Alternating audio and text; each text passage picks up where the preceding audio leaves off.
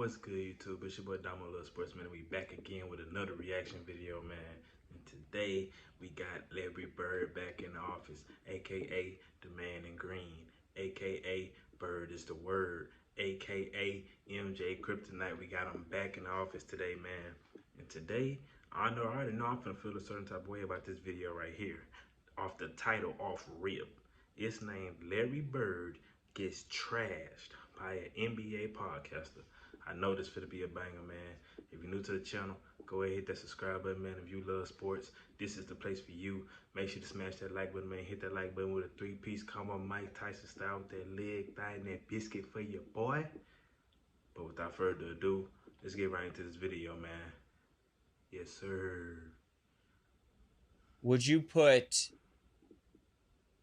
Kevin Durant or Larry Bird higher in your all-time top 10? Yeah, I don't think it's close. KD. What are you talking about? When it comes to NBA players nowadays who are actively playing, even retired, one thing they all love doing is going on podcasts and spouting nonsense. And the vast majority of these guys, despite having played at the highest level, know nothing about NBA history. Case in point with someone like Pat Bev. And if Kevin Durant was playing when Larry Bird was playing, he would average 50. Nobody was averaging 50. Kevin Durant would have been. Right. So stopping Beverly right there very quickly, obviously hyperbolic and going to the extremes, saying KD and Bird's era would average 50. He's an idiot. Now look, as a big critic of Kevin Durant, this guy still undoubtedly is a great player and a great scorer. But when compared to Larry Bird, player for player, legacy for legacy, it's a pretty sizable gap. The one thing Kevin Durant might have on Larry Bird is scoring ability.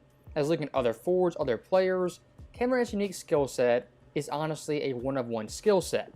But looking at someone like Bird, purely as a scorer, him and Kevin Durant are very, very similar. Looking at their post scoring, both these guys about 60% shooting. On fadeaways, both about 55% shooting. From the mid-range, both highly effective, and on catch-and-shoot jump shots, both in the 40s. Long story short, looking at both Bird and Kevin Durant as players, KD's scoring ability might be marginally better than Bird, but looking at their all-around games, their overall games, Larry Bird's game was simply better. Look at rebounding. Bird on both ends, the far better player. As a passer and playmaker, Larry Bird drastically better, in my view, the best passing forward of all time. Yeah. Defensively, you could say it's pretty tight, but looking at Bird, the better defender overall. And here's the big time X factor, the intangibles, the leadership and value to your team. Larry Bird as a leader, second to none, much like Magic, and value-wise, much more in the vein of a Steph Curry than a Kevin Durant. As looking at guys like Bill Walton, McHale, Tiny Archibald, guys who are really great players, alongside Bird, they were even greater. As good as Durant was, when it came to elevating teammates, making teammates better, he really wasn't that guy. And I'm going to add on to what he's saying because I 100% agree with that statement right there. Okay, we're going to compare and contrast, right? We got Larry Bird, we got Kevin Durant. Larry Bird, if I'm not mistaken, y'all correct me in the comments if I'm not mistaken, but didn't Larry Bird create the 50-40-90 split? Like, wasn't he the first to do that? Y'all let me know. I'm pretty sure he was, but y'all let me know if I'm correct on that. And two, Kevin Durant is Mr. 50-40-90 in today's league. So they're similar in that, right? In that regards, right? Boom. Okay, cool. Now we're going to look at the skill sets, the categories, the playmaking, the defense, the rebounding, those type of things. Scoring-wise, Kevin Durant, he can score the best of them. Larry Bird, he can score the best of them. It's kind of a toss-up. Finishing, I slightly give that to KD. I mean, but at the end of the day, it's not, and if I did give it to KD, it's not like by a super big margin. You could damn near get that a toss-up as well. Playmaking, hands down Larry Bird. Not even close, not even gonna come close to anything. Can't even compare that. Larry Bird takes the crown on that. Defense, I give Larry the slighter edge on that as well. Okay, boom, so we got that out the way. But in my opinion, this is what Larry Bird is really beating him at. Leadership. Leading a team. Those 2 rings that KD got, he wasn't the leader of that team. We know who the leader of that team was, the babyface assassin. We ain't even got to bring his name up. 2, making the players around him better. When you look at KD, he was having conflicts with the Golden State Warriors with Draymond Green. I know y'all seen that clip of when they was hooping and Draymond was getting mad at KD and Steph was throwing his hands down at KD because he didn't want to run the play or he wasn't becoming the team player. Teammates naturally just don't like the guy. Okay, we also want to say how many times KD didn't have a damn big 3. Like, I'm talking about of the best in the league on the same team as him, and it didn't work out. So you definitely don't make your teammates around you better. Larry Bird, before he went to the Celtics was one of the worst teams in the league, if not the worst team in the league. His first year, he turned the whole franchise around to contenders. His first year. Because he made the team better. He made his teammates around him play better. So if you ask me, who you taking, KD or Larry, I'm going Larry all the way. Point blank, period. They both can score. Yeah, KD's an awesome scorer. Yes, he can score, but so can Larry. Larry has other things in other categories that he does at a much better rate and is way better at than Larry Bird. I mean, not Larry Bird, than Kevin Durant. So you ask me, I'm going Larry. But I don't want to ramble too much, but let's get back to the video. Let's see what else bro got to say. KD, much like a George Gervin, Alex English, even a Bernard King, was a score-first player who could do that at a very high level. Larry Bird was a scorer, passer, rebounder who played defense and led his teams. That's the big-time difference. I mean, who you gonna put on them? Back then, we used to go the 4. Your 4 was like traditional 4s. Your 4s were like. Kevin Durant's one of my favorite players of all time, but your 4s were like Tim Duncan. Your 4s were like Charles Barkley. Your 4s were like Tony Kukoc. Like, those were your 4s. Like, Stromile Swift was your 4. So, once again, stopping Pat Bev, when it comes to this guy's knowledge of NBA history, it's obviously lacking. As in talking about traditional 4-man in Bird's era, who does he bring up? Tim Duncan, who was drafted in the late 90s. Charles Barkley, who yes played in Bird's era, but wasn't a traditional 4-man, he's kind of a hybrid who could run the break handle and also play on the block. Then he named Tony Kukoc, who for traditional 4 standards is the furthest thing from that. Kukoc back in the 90s was one of the rare players who was 6'10", 7 foot tall, who shot threes and shot jumpers. This guy by no means was a quote-unquote traditional 4. Not at all. And then the most random pull of all time, naming Stromile Swift, who was drafted in 2000 and was a role player. When Pat Bev names those guys as quote-unquote traditional 4s in Bird's era, he once again proves he does not know NBA history, he does not know Larry Bird's era.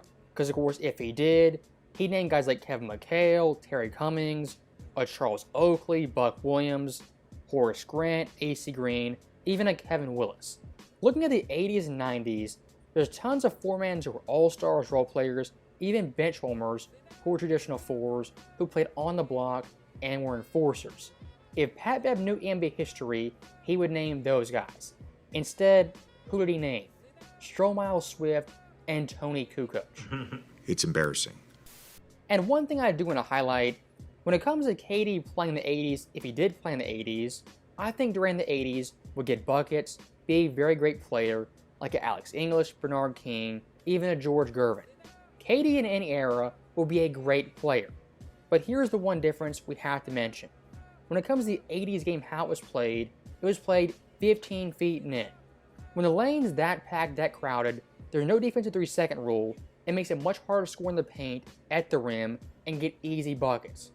But I'm just saying... this is the thing I don't think older players and younger players understand, right? If the game was more physical, what you think? Well, like, us is like, nowadays, Hoopers, we would just go like, oh, fuck it, I quit. Like, nah, motherfucker, we was gonna find a way. Okay, cool, we was gonna change. We're smart enough, our IQ is high enough that we, okay, cool, they playing physical. Okay, cool, I gotta do this. Like, what makes people think that if the physicality had changed, that players now couldn't play it in? Like we were just die. Like, okay, cool. So once again, stopping Pat Bev right there. When it comes to physicality, look, it's not everything, but it does matter. If you play basketball at any level, at the park, rec league, high school, or college, you know physical defense, it won't stop you, but it makes things much, much harder. Look at last year's postseason at the OKC Thunder versus Nikola Jokic. Jokic for the series got his numbers, got his stats, had a major impact. But for someone like Jokic, him being so great, it's not about stopping completely, but nerfing him to a certain degree. And looking at Jokic in that series, despite playing very, very well, having some absurd games, for Jokic standards, it wasn't his best. Scoring average, 28.4, that's phenomenal. Field goal percentage, 47.8, for Jokic standards, below par, and turnovers, 4.4. When you mention physicality, bumping, holding, refs letting guys play, it's not about stopping a guy completely, him scoring 5 points, shooting 20% from the field. It's about nerfing him from 55% shooting down to 48% shooting. That overall drop in efficiency makes all the difference in a game and a playoff series. And looking at someone like Durant, his biggest struggles in his career have come versus physical teams who play tough defense. Look at the early 2010s versus the Grizzlies. Kevin Durant that series, 42% shooting, which isn't great, and for KD standards, far below average. That series Memphis didn't shut KD down completely, but what they did was nerf him with physicality. Look at the series versus Boston 3 years ago. The Celtics defense was swarming, double teams, physical play, showing Kevin Durant tons of bodies. Durant trying to get himself going. Here he stumbles, turns it over. Durant in the opener. Durant on the drive. Stops. No. White, who's not a very good three-point shooter, and he just stands there and watches. Durant that series, still played fairly well. But for Durant standards being highly efficient, not turning the ball over, it wasn't his best. Which once again proves physicality can make all the difference. Right. No, I'm not going to care about 100% agree with that, because if you watch that series like I did, you would know that Kevin Durant, man, like, his numbers were okay, but you could tell, man, bro was struggling. Like, I'm talking about struggling. Like, the Celtics, they got swept, and I'm not believing, yes, they got swept that playoff series. Literally got swept because of how good the Celtics defense was at guarding him. Like, and Jason Tatum gave him the business. And that's why I have to agree with him. Like, physical, like, I do understand where Pat Bev is coming from. Like, do I just feel like the players now would disappear? No, of course not. Because if you could play basketball, bro, you can play basketball.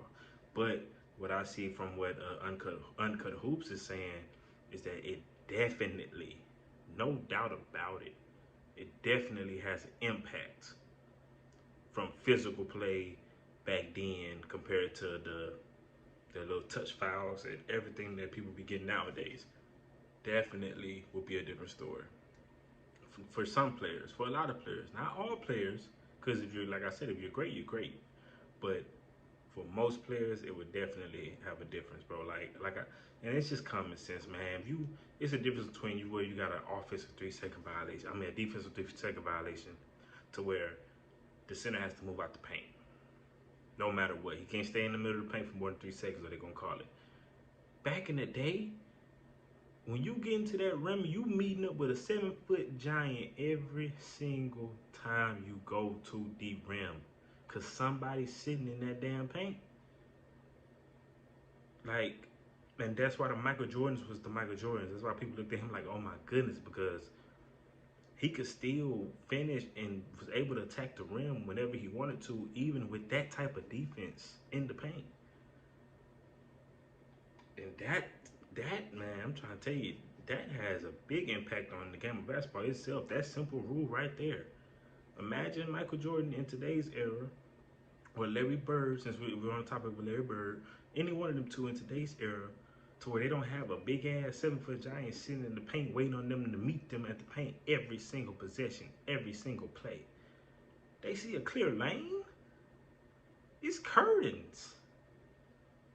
If they was doing that back in the day, just imagine what they doing now. when you can't really touch them. You can't really be too physical. You can't hand check them. Like, it could get real ugly. Because compared to the physical play they already used to, they get to come in the league now and they getting touch fouls and they get to manipulate the calls and they get to flop and they get to do this and do that just to get to the free throw line. Well, you can damn near get clothesline you come into that paint and they probably won't call it. Man, that physical play definitely has an impact on how good you can be, man. Don't sleep. Do not sleep. You think if Larry Bird went to the Bulls, you think he'd be the best player on the team? Yeah, but he wasn't like, that wasn't his prime. We're talking about the 80s. Okay. He won championships 81, 84, 86. But the basketball is just different then, bro. The basketball is just different then. It's just Like, it's the question different. would be like, was Definitely was. if he went to the Lakers in the 80s, would he be the best player on the team? No, he wouldn't. Well, I think you can argue it. Better than Kareem? Yeah.